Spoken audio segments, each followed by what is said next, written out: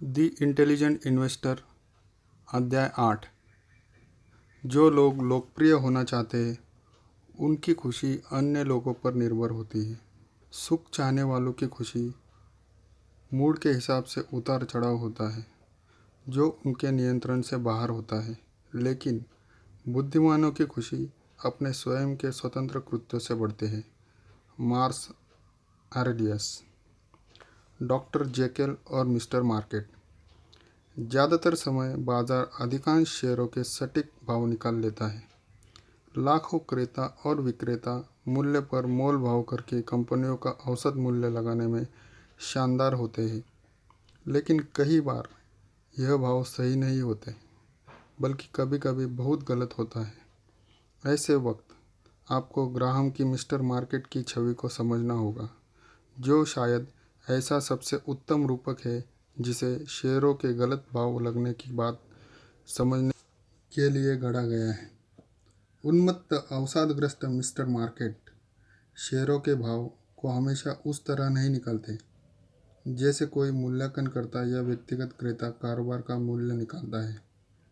इसकी जगह जब शेयर चढ़ रहे होते हैं वह खुशी खुशी उसके तय मूल्य से अधिक का भुगतान कर देता है, और जब यह नीचे जा रहे होते हैं तो वह उन्हें इनकी वास्तविक कीमत से कम पर बेच डालने को उतारू होता है। क्या मिस्टर मार्केट अभी भी मौजूद है? क्या वो अभी भी दो ध्रुव वाला है? निश्चित ही वह है। 17 मार्च 2000 को इकोनॉमिक कॉर्प के शेयर $231 के नए शीर्ष को छू गए। जून 1998 में पहले बाजार में आने के बाद से ही इंटरनेट खोज सॉफ्टवेयर कंपनी के शेयर में मोटे तौर पर 1900% का इजाफा हुआ था। दिसंबर 1999 में कुछ ही सप्ताह में इस शेयर का भाव 3 गुना हो गया। इकोनॉमी के कारोबार में ऐसा क्या हो रहा था जिससे इकोनॉमी का शेयर इतना महंगा हो गया? इसका जवाब स्पष्ट है, अत्यधिक तेज तरक्की। दिसंबर 1999 में समाप्त 3 महीनों में इकोनॉमी ने 36 मिलियन के उत्पाद और सेवाएं बेच दी थी, जो उसके दिसंबर 1998 में समाप्त पूरे वर्ष से अधिक थी। अगर इकोनॉमी अपनी इस बीते 12 माह की वृद्धि दर को सिर्फ अगले 5 वर्षों तक कायम रख सकी तो उनका रेवेन्यू 36 मिलियन तिमाही से बढ़कर 5 बिलियन प्रतिमाह हो सकता है। ऐसी वृद्धि को देखते हुए शेयर जितनी तेज़ी से ऊपर गया, उसके और ऊपर जाने की संभावना उतनी ही बढ़ गई। लेकिन इकोनॉमी के शेयर के साथ गहन प्रेम संबंध के कारण मिस्टर मार्केट इसके कारोबार के बारे में कुछ अनदेखी कर रहा था। कंपनी में बड़े पैमाने पर धन हानि हो रही थी। हालिया तिमाही में 6 मिलियन का नुकसान हुआ था, और उससे पहले 12 माह में 24 मिलियन का, और उससे पहले वर्ष में 24 मिलियन गंवाए थे। अपने पूरे कारोबारी जीवन में इकोनॉमी में मुनाफे में एक पैसा नहीं कमाया। फिर भी 17 मार्च 2000 को मिस्टर मार्केट ने इस छोटे से कारोबार की कीमत 25 बिलियन आंकी। जी हाँ, बिलियन वाला भी। और तभी मिस्टर मार्केट अचानक भयानक अवसाद में आ गए। 30 सितंबर 2002 को 231 प्रति शेयर को छूने के सिर्फ 2.5 साल में इकोनॉमी का शेयर 25 सेंट पर बंद हुआ। उसका कुल बाजार मूल्य 25 बिलियन से गिरकर 40 मिलियन तक घट गया। क्या इकोनॉमी का कारोबार सिमट रहा था? बिल्कुल नहीं। पिछले 12 माह में कंपनी ने 113 मिलियन का रेवेन्यू अर्जित किया था। तो क्या बदल गया था? सिर्फ मिस्टर मार्केट का मूड। 2002 की शुरुआत में निवेशकों में इंटरनेट को लेकर इतना उन्माद था कि उन्होंने इकोनॉमी के शेयर का भाव कंपनी के रेवेन्यू से 250 गुना कर दिया।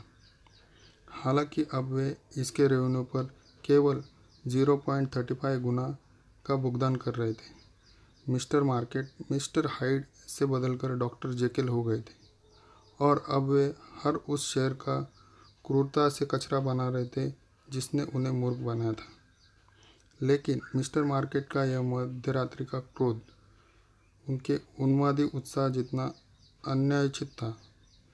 23 सितंबर 2002 को याहू इंका ने इकोनॉमी को 1.65 प्रति शेयर पर खरीदने की घोषणा की। यह इकोनॉमी के 30 सितंबर के शेयर के भाव से लगभग 7 गुना अधिक था।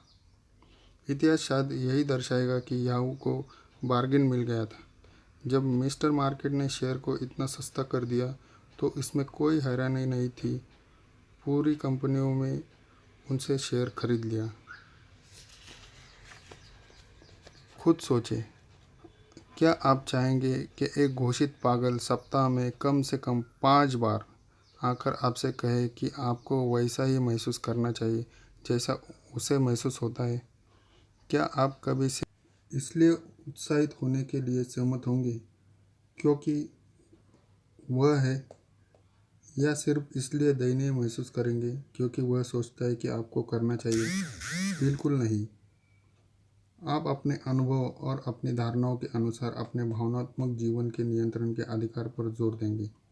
लेकिन जब बात वित्तीय जीवन की आती है तो लाखों लोग मिस्टर मार्केट से पूछते हैं कि उन्हें कैसा महसूस करना चाहिए और क्या करना चाहिए, जबकि यह तथ्य स्पष्ट है कि समय समय पर सनकी भी हो जाते हैं। 1999 में जब मिस्टर मार्केट खुशी से चीख रहा थे, तब अमेरिकी कर्मचारियों ने अपने वेतन का औसतन 8.6% अपने 401 रिटायरमेंट प्लान में निर्देशित कर दिया था। लेकिन 2002 में मिस्टर मार्केट के शेयरों कचरे के काले बैग में भरने के 3 वर्ष बाद औसत भागीदारी दर में करीब 1/4 7% की गिरावट आ गई थी। शेयर जितने सस्ते हो गए, लोगों को उन्हें खरीदने की ललक उतनी ही कम हो गई, क्योंकि वह खुद सोचने की जगह मिस्टर मार्केट की नकल कर रहे थे। इंटेलिजेंट इन्वेस्टर को मिस्टर मार्केट को बिल्कुल अनदेखा नहीं करना चाहिए। उसकी बजाय आपको उनके साथ सौदा करना चाहिए, लेकिन केवल उस हद तक जहां तक आपका हित साधता हो। मिस्टर मार्केट का काम केवल आपको भाव बताना है। आपका काम यह फैसला लेना है कि इस पर कदम उठाने का आपके लिए फ़ायदेमंद है या नहीं। आपको उनके हिसाब से केवल इसलिए सौदा नहीं करना है क्योंकि वे लगातार ऐसा करने की गुहार लगा रहे हैं। मिस्टर मार्केट को अपना स्वामी मानकर या इनसे इनकार करके आप उन्हें अपने सेवक में परिवर्तित कर सकते हैं। आखिरकार जब वह मूल्य को बिगाड़ते प्रतीत होते हैं तो वह दरअसल उनका कई और निर्माण भी कर रहे होते हैं। 1999 में अमेरिकी स्टॉक प्रदर्शन के सबसे बड़े पैमाने विल्शा 5000 इंडेक्स में 23.8% का इजाफा हुआ, जिसका कारण टेक्नोलॉजी व टेलीकम्युनिकेशन के शेयर थे। लेकिन विल्शा इंडेक्स के 7234 शेयरों में से 3743 का भाव नीचे चला गया, जबकि इसका औसत बढ़ रहा था। अगस्त माह की एक दोपहर जब यह हाईटेक और telecom stock share race car से हुड से ज़्यादा गर्म थे, तब हज़ारों ओल्ड इकोनॉमी शेयर धूल फाँकते हुए सस्ते से सस्ते होते जा रहे थे। इंटरनेट स्टार्टअप फर्मों की इनक्यूबेटर या होल्डिंग कंपनियां CMGI के शेयरों में 1999 में आश्चर्यकारक 939 का उछाल आया। इसी बीच वर्कशायर हैथवे के शेयर, वह होल्डिंग कंपनी जिसके माध्यम से ग्राहम के सबसे महान छात्र वॉरेन बफेट ने कोका कोला, जिलेट और वॉशिंगटन पोस्ट कंपनी जैसे ओल्ड इकोनॉमी के दिग्गजों को खरीदा था, 24 पॉइंट तक गिर गए थे। लेकिन तब, जैसा कि अक्सर होता है, बाजार में अचानक मूड परिवर्तन हो गया। चित्र 8 पॉइंट नमूना है कि 1999 में अप्रिय रहने वाले 2002 और 2002 तक स्टार बन गए। इन दो होल्डिंग कंपनियों में CMGI ने 2000 में 96%, 2001 में 70% और तथा 2002 में 39% का नुकसान उठाया, जो कुल मिलाकर 99.3% नुकसान था।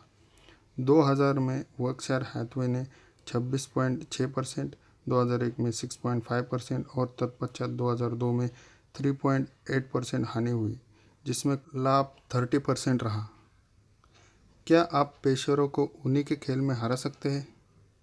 ग्राहम की सबसे शक्तिशाली सीख में से यह है कि जो निवेशक बाजार में अपनी होल्डिंग में अनुचित गिरावट से आपा खो बैठे या वर्थ की चिंता करने लगे, तो वह अपने बुनियादी फायदे को विकृत कर इसे बुनियादी नुकसान में बदल रहा है। यह ग्राम के बुनियादी फ़ायदा कहने का मतलब है, उनका मतलब है कि बुद्धिमान व्यक्तिगत निवेशक को मिस्टर मार्केट का अनुसरण करने या न करने की पूर्ण स्वतंत्रता है। आपको खुद अपने बारे में सोचने की सुविधा प्राप्त है। हालांकि पारंपरिक धन प्रबंधक के पास मिस्टर मार्केट के हर कदम की नकल करने के अलावा और कोई चारा नहीं होता। ऊंचा खरीदो, नीचा बेचो और बिना दिमाग लगाए अपने अस्थिर मार्ग पर चलते रहो।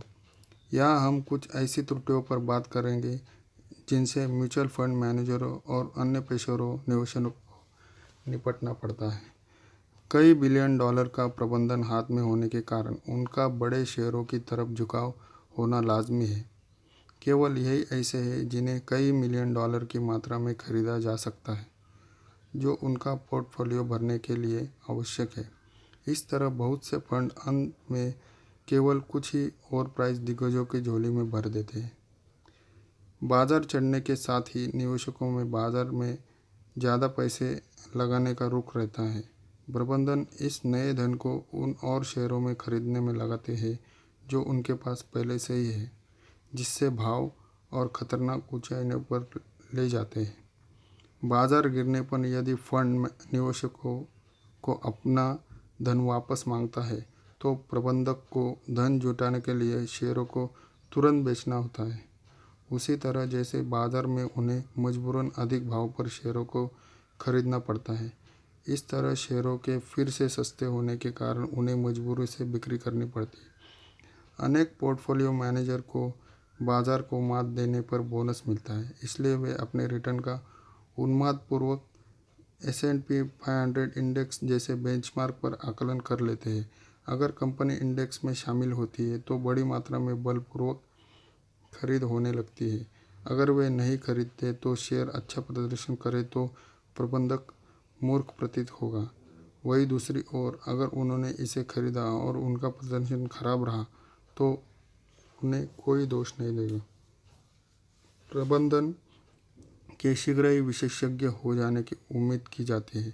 जिस तरह चिकित्सा क्षेत्र में सामान्य चिकित्सक से बाल रोग चिकित्सक और जेरिएटिक ऑटोलॉजिस्ट अलग है, वैसे ही फंड मैनेजरों को केवल स्मॉल ग्रोथ स्टॉक्स या मिड साइज वैल्यू स्टॉक्स को ही खरीदना चाहिए या कुछ नहीं, लेकिन लार्ज ब्लेंड स्टॉक्स नहीं खरीदने चाहिए।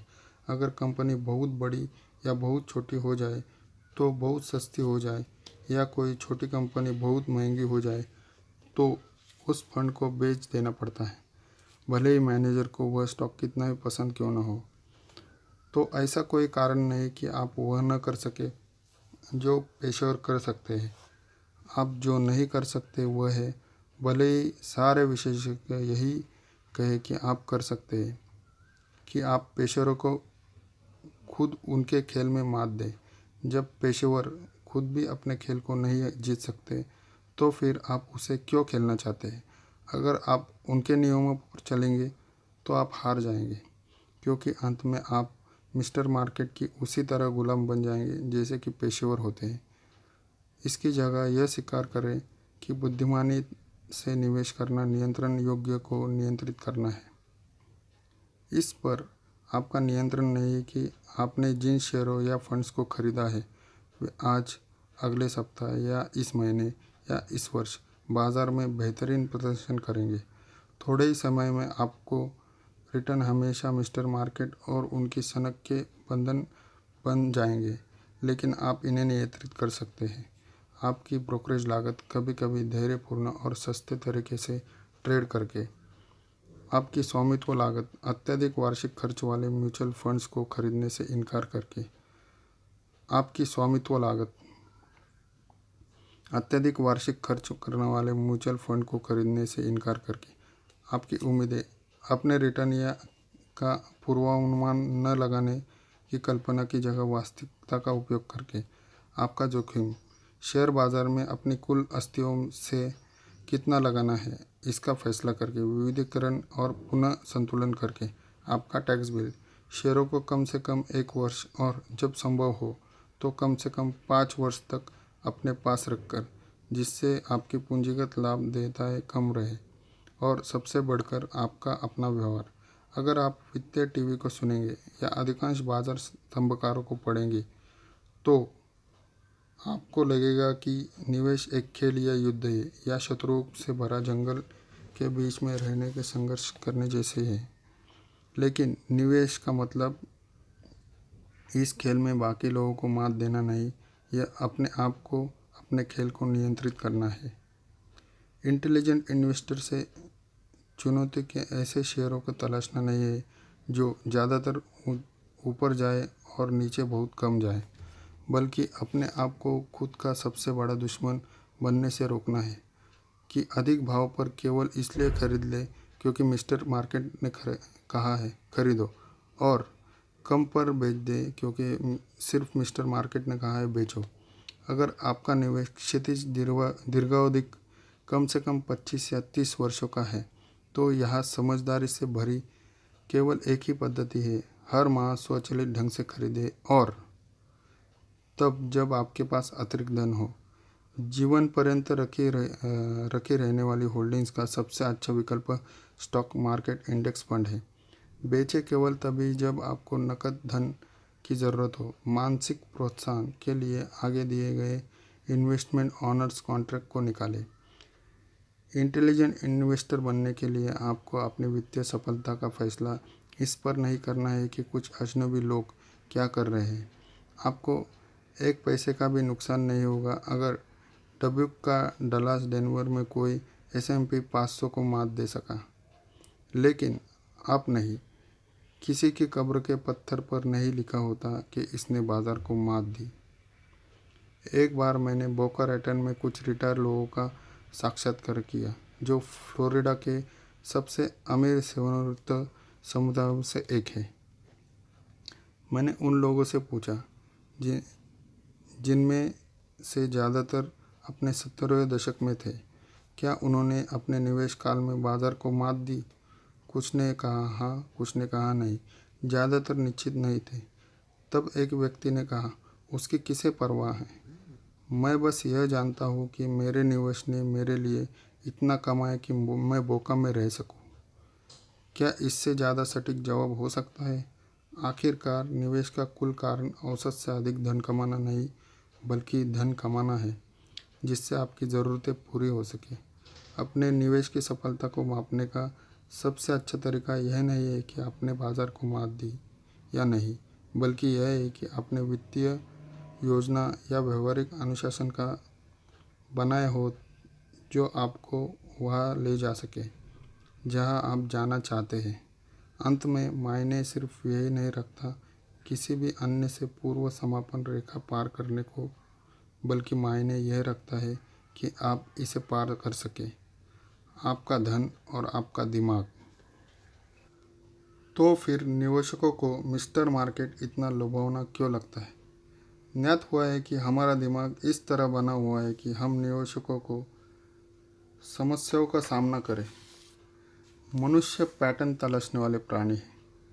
मनोवैज्ञानिकों ने दर्शाया है कि अगर आप लोगों के सामने क्रम रहित संख्याएं रखें और उनसे कहें कि इसके बारे में पूर्वानुमान नहीं लगा सकते, तो फिर भी वे अनुमान लगाने का प्रयास करेंगे कि इसके बाद क्या आएगा। इसी तरह हम जानते हैं कि पासे में अगली बार 7 आएगा। बेसबॉल खिलाड़ी बेस हिट मारने वाला है। पावरबॉल लॉटरी में 4 27 9 16 42 10 आएगा और अगला प्रसिद्ध शेयर माइक्रोसॉफ्ट होगा। न्यूरोसाइंस के क्षेत्र में हुई क्रांतिकारी नए शोध ने दर्शाया है कि हमारा दिमाग इस तरह बना होता है कि आने वाले रुख को पहले ही भाप लेता है, चाहे उनका अस्तित्व न हो। किसी घटना के 2 या 3 बार सिलसिलेवार घटित होने पर मनुष्य के दिमाग का एंटीरियर सिंगुलेट और न्यूक्लियस एक्यूबस कहा जाने वाला हिस्सा स्वतः ही अनुमान लगा लेता है कि यह फिर होगा। अगर यह दोहराया जाता है तो डोपामाइन नामक एक प्राकृतिक रसायन स्रावित होता है और आपके दिमाग को मंद उत्साह से भर जाता है। इस तरह यदि एक शेयर लगातार कुछ बार ऊपर जाता है तो आप इसे देखकर उम्मीद लगा लेते हैं कि यह फिर से होगा और आपके दिमाग की कीमिया बदलने लगती है क्योंकि शेयर बढ़ने लगता है। इससे आपको स्वाभाविक उत्साह मिलता है। आप प्रभावी रूप से अपने पूर्वानुमानों के वशीभूत हो जाते हैं, लेकिन जब शेयर का भाव गिरता है तो यह वित्तीय हानि आपके एमिगडाल दिमाग का वह हिस्सा है जो डर और चिंताओं को संसाधित करता है और प्रसिद्ध लड़ो या भागो की प्रतिक्रिया उत्पन्न करता है, जो सभी प्राणियों में एक समान है, को उत्तेजित करती है। जिस तरह फायर अलार्म सुनकर आप अपने दिल की धड़कनों को बढ़ने से रोक नहीं पाते, जिस तरह आप मार्ग में सांप मिलने पर अपने बचाव की सोचते हैं, वैसे ही शेयरों के भाव डूबने पर आप खुद को भयभीत होने से नहीं रोक सकते, बल्कि मेधावी मनोवैज्ञानिकों डेनियल कानमैन और अमस टर्केसी दर्शाया कि वित्तीय हानि का दर्द इतने ही लाभ के आनंद से दोगुने से भी अधिक गंभीर होता है। किसी शेयर से 1000 कमाना अच्छा लगता है, लेकिन 1000 के नुकसान से होने वाले भावनात्मक वज्रपात दोगुने से ज़्यादा शक्तिशाली होता है। धन हानि इतनी कष्टकारी होती है कि कुछ लोग और नुकसान होने से भयभीत होकर न्यूनतम पर बेच देते हैं और खरीदारी से इनकार कर देते हैं। इससे यह समझने में मदद मिलेगी कि बाजार गिरने के आंकड़े आकार पर क्यों लटक जाते हैं, नुकसान को अनुपात में रखना क्यों भूल जाते हैं। अतः यदि कोई टीवी रिपोर्टर अंतर्नाद करता है कि बाजार डूब रहा है, डाउ 100 बिंदु नीचे चला गया है, तो लगातार लोग सहज घबरा जाते हैं। लेकिन डाउ 8000 के मौजूद स्तर पर गिरावट मात्र 1.2% है। ज़रा सोचिए, यह कितना हास्यास्पद लगता है। जिस दिन बाहर का तापमान 81 डिग्री हो और टीवी का मौसम हाल बताने वाला चिल्ला रहा हो, तापमान नीचे जा रहा है, यह गिरकर 81 डिग्री से 80 डिग्री हो गया, यह भी 1.2 की गिरावट है। जब आप बाजार भाव को प्रतिशत में बदल कर देखना भूल जाते हैं तो मामूली बदलाव से घबराना जाना आसान होता है। अगर आपको आगे कई दशक तक निवेश करते रहना है तो वित्तीय खबर प्रसारण को देखने का एक बेहतर तरीका है जो आगे साइड बार में देखें।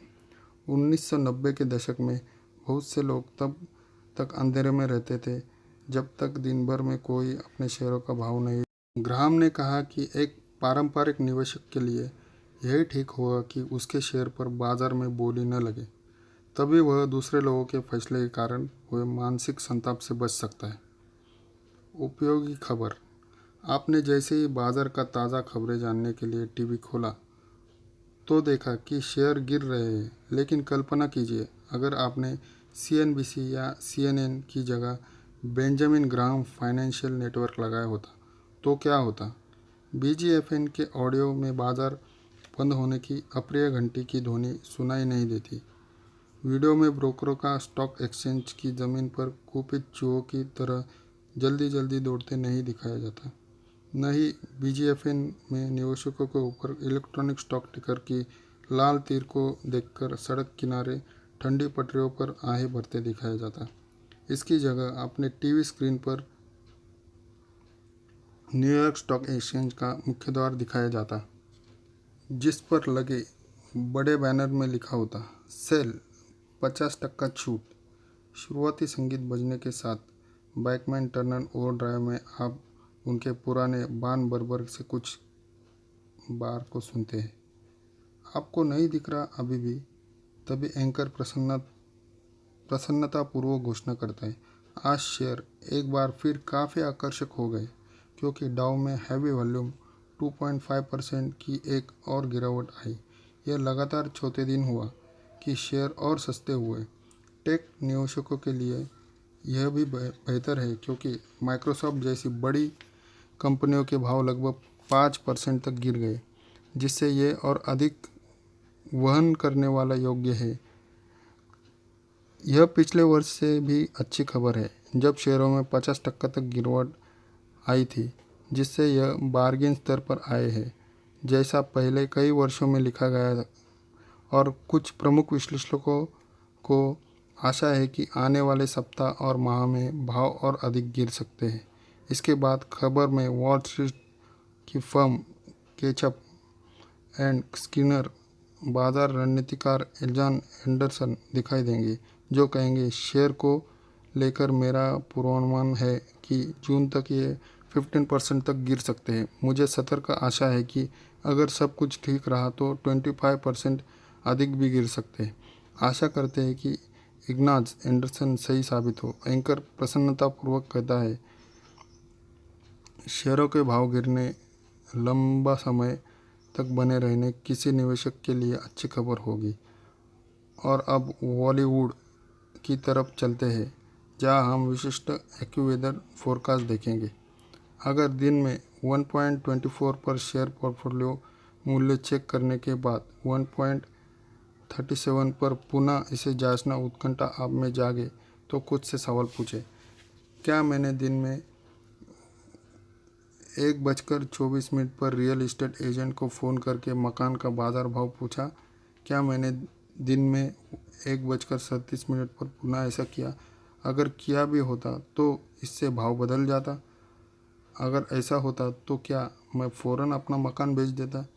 अब अपने मकान का मिनट दर मिनट बाज़ार भाव जांचने या जानने से क्या मैं आगे इसके भाव को बढ़ने से रोक सकता हूँ? इन सवालों का केवल एक ही संभावित जवाब हो सकता है, निश्चित ही नहीं। आपको अपने पोर्टफोलियो को भी इसी तरह देखना चाहिए। 10 या 20 या 30 साल के निवेश के नज़रिए से मिस्टर मार्केट को दैनिक झूला झूल का कोई मतलब नहीं है। जिस व्यक्ति ने आने वाले कई वर्षों के लिए निवेश किया है, उसे शेयरों का भाव गिरना इस तरह से अच्छी खबर है, न कि बुरी, क्योंकि इसमें आप कम धन लगा के अधिक खरीदने में सक्षम हो जाते हैं। यह शेयर जितने ज़्यादा गिरेंगे और उनके गिरने पर आप जितने स्वायत्व से उन्हें खरीदेंगे, अंत में आप उतना ही धन बना सकेंगे। अगर आप अंत तक ऐसी स्थिरता से बने रहे तो मंदी के बाज़ार से डरने की जगह आपको इसे अंगीकार करना चाहिए। इंटेलिजेंट इन्वेस्टर को तब भी शेयर और म्यूचुअल फंड को अपने पास रखना चाहिए जब शेयर अगले 10 साल का दैनिक भाव देना बंद कर दे। विरोधाभास यह है कि आप ज़्यादा नियंत्रित हो जाएंगे। न्यूरोसाइंस एंटोनियो डेमेसियो कहते हैं, जब आपको एहसास होता है कि आप कितने अधिक अनियंत्रित हैं, लेकिन अपने ऊंचे पर खरीदने और नीचे पर बेचने की जैविक प्रकृति को स्वीकार करके आप डॉलर कास्ट एवरेजिंग, पुनः संतुलित और निवेशक अनुबंध हस्ताक्षर महत्व भी स्वीकार करते हैं। अपने अधिकांश पोर्टफोलियो को स्थायी रूप से स्वचालन मोड पर रखकर आप पूर्वानुमानों लत से लड़ सकते हैं और अपने दीर्घावधिक वित्तीय लक्ष्य पर केंद्रित रह सकते हैं। मिस्टर मार्केट के मूड स्विंग को धता बता सकते हैं। मिस्टर मार्केट नींबू दे तो उसे शिकंजी बनाए। हालांकि ग्राहम सिखाते हैं कि आपको तब खरीदना चाहिए जब मिस्टर मार्केट चिल्ला चिल्ला कर कह रहे हो बेचो। लेकिन इंटेलिजेंट इन्वेस्टर को यह चीज़ समझनी होगी, मंदी के बाज़ार में बेचना तब मायने रखता है जब इससे टैक्स में अप्रत्याशित लाभ मिल सके। यूएस इंटरनल रेवेन्यू कोड आपको सामान्य आय 3000 तक के नुकसान की क्षतिपूर्ति मूल्य में होने वाले कोई भी नुकसान जिसे आप अपने शेयर को बेचकर पूरा कर सकते हैं की अनुमति देता है। मान लीजिए अपने जनवरी 2000 में कोका कोला और 200 शेयर $60 प्रति शेयर पर खरीदा, 12,000 का निवेश किया। 2002 के अंत तक शेयर का भाव गिरकर 44 प्रति शेयर आपके लॉट में 8,800 रह गया। 3,002 का नुकसान। यहाँ आप वह कर सकते हैं जो ज़्यादातर लोग करते हैं, अपने नुकसान को लेकर पिनपिनाते रहे या इसे कालीन के नीचे खिसका कर इसे न होने का दिखावा करें, या आप इसे नियंत्रित कर सकते हैं।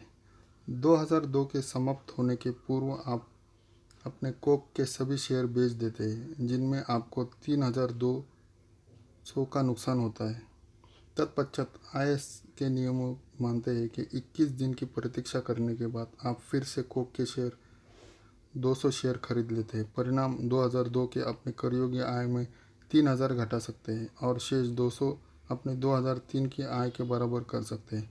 और अच्छी बात, आपके पास अभी भी अपने कंपनी की हिस्सेदारी है जिससे भविष्य पर आपको भरोसा है, लेकिन इस बार आपने इसे उस भाव से 1/3 कम खरीदा है जितने हर बार पहली बार खरीदा।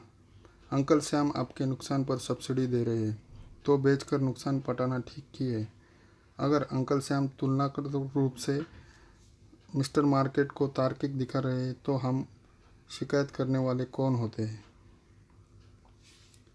निवेश स्वामित्व अनुबंध।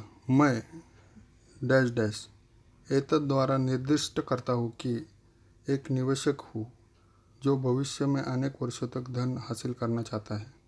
मुझे ज्ञात है कि अनेक बार मुझे किसी ऐसे शेयर या बॉन्ड में निवेश करने या बढ़ने वाला जिसका भाव और शेष समय मुझे अपने निवेश बेचने की इच्छा होगी क्योंकि वो वाले। मैं एत द्वारा घोषणा करता हूँ कि मैं अजनबी भीड़ को मेरे लिए वित्तीय फैसले नहीं लूँगा। तत्पश्चात मैं गंभीरता से प्रतिबद्ध हूँ कि कभी भी सिर्फ इसलिए निवेश नहीं करूँगा कि बाज़ार चढ़ रहा है और न ही कभी इसलिए बेचूँगा क्योंकि यह नीचे जा रहा है। इसकी बजाय मैं डैश डैश मासिक को किसी स्वचालित योजना या डॉलर कॉस्ट एवरेजिंग प्रोग्राम के माध्यम से हर माह निम्न म्यूचुअल फंड या डाइवर्सिफाइड पोर्टफोलियो में निवेश करूँगा। मैं अतिरिक्त धनराशि निवेश करूँगा जब भी मेरे पास अतिरिक्त धन हो और जिसे थोड़े समय के लिए गंवा सकता हूँ। मैं एतद द्वारा घोषणा करता हूँ कि इस निवेश को निरंतर कम से कम इस तारीख तक जो इस अनुबंध की तारीख से न्यूनतम 10 वर्ष अवश्य होनी चाहिए डैश डैश साल तक होल्ड रखूँगा। इस अनुबंध का एकमात्र अपवाद औचक या अनिवार्य नकद आवश्यकता है जैसे स्वास्थ्य आपातस्थिति या मेरी नौकरी जाना या घर के लिए शुरुआती धन भुगतान अथवा शिक्षा फीस आदि जैसे योजनाबद्ध हुए। मैं इस पर हस्ताक्षर करके न केवल इस अनुबंध की शर्तों को स्वीकार करता हूँ बल्कि मुझे जब भी अपना कोई निवेश बेचने की उत्कंठा होगी तो मैं इस दस्तावेज को फिर से देखूँगा। यह अनुबंध केवल तभी मान्य होगा जब इस पर कम से कम एक साक्षी के हस्ताक्षर हो और इसे ऐसे सुरक्षित स्थान पर रखा जाए जहाँ भावी संदर्भ में सरलता से प्राप्त हो सके। आपका दिन शुभ हो। धन्यवाद।